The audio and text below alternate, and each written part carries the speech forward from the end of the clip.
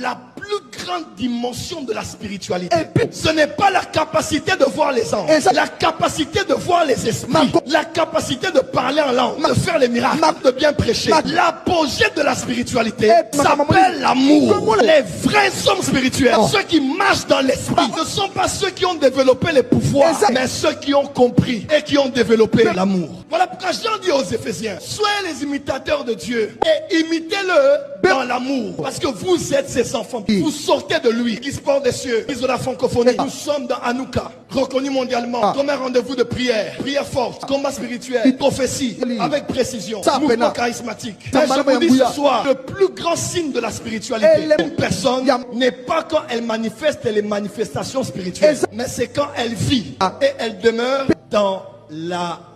L'amour qui va en direction de Dieu et l'amour qui va en direction du prochain. Quand vous lisez 1 Jean 2, 1 Jean 3, 1 Jean 4, Jean se poumonne à montrer combien on ne peut pas dire qu'on est de Dieu, qu'on aime Dieu, qu'on est de la lumière, tout en haïssant son prochain. L'église de mon pays et de ma génération a une maladie. C'est la maladie de l'apparence. Tout ce qui compte, c'est savoir prier en langue. Avec l'œil du blanc que l'on met à l'extérieur. Tout ce qui compte, c'est d'abord savoir prophétiser. Frère, Jésus a dit, aimez-vous les uns les autres. C'est alors qu'on saura que vous êtes mes disciples. Le plus grand signe du disciple-là n'est pas un certificat qu'on te rend après la formation. Ce n'est pas la touche que tu mets sur les photos avec ton père spirituel à côté. Le plus grand signe du disciple-là n'est pas la carte de baptême qu'on te donne. Est-ce que tu as de l'amour? Est-ce que tu aimes Dieu? Est-ce que tu aimes les frères?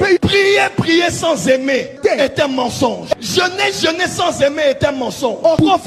Prophétiser sans aimer. Donner à l'église, donner les offrandes sans avoir l'amour, c'est un mensonge. L'apôtre Paul a dit aux Corinthiens, même si je prie la langue des hommes ou la langue des anges, si je n'ai pas l'amour, même si j'ai la foi à déplacer les montagnes, si je n'ai pas l'amour, même si je donne mon corps pour être brûlé, parce qu'il y a des gens qui peuvent même donner sa maison, mais sans amour. On fait des choses sacrificielles, mais sans amour dans le cœur. Imiter la deuxième nature divine, c'est imiter Dieu dans l'amour. On t'invite à prêcher quelque part, tu emmènes ton micro, tu emmènes ton mouchoir, tu emmènes ton eau, ou même tu es capable de mentir. Je suis à jeun, je ne mange pas, je ne bois pas. Parce que tu as peur. Même chez ton frère ou ta soeur en Christ, tu ne peux pas manger, tu ne peux pas boire, parce que tout le monde a peur du poison. Il y a plus de poison dans l'église que dans les sociétés. Telle soeur est empoisonnée, tel pasteur est empoisonné, telle maman est empoisonnée. Depuis quand ces choses sont devenues normales à l'église? Faites des statistiques. Sur les pasteurs les plus connus, plus de 50% ont été empoisonnés,